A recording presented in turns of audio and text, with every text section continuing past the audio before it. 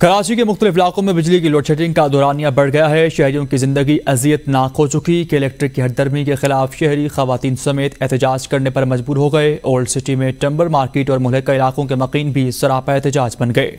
खवातीन ने धरना देकर सड़क ब्लॉक कर दी। कि इलेक्ट्रिक के सताए शहरियों के एहतजाज की तफसीलात इस रिपोर्ट में मुलाहिजा कीजिए। 4 दिन से बत्ती नहीं है, पानी नहीं है, गैस नहीं है। तो आराम से एसीओ में बैठते हुए अपने बच्चों को अपना पेट भर रहे हैं। अपने रोडों में बच्चे देखो रो रहे। बिल भर करके कर्जदार हो गया, हम कब तक कर्ज लेते रहेंगे।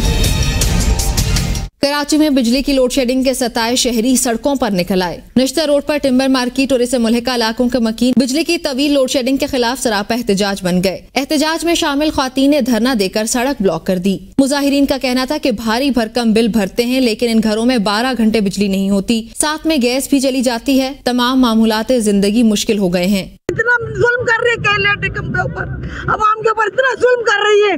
लोग भूखे सो रहे हैं बेचारे, मगर बिल कहाँ से भरेंगे ये लोग।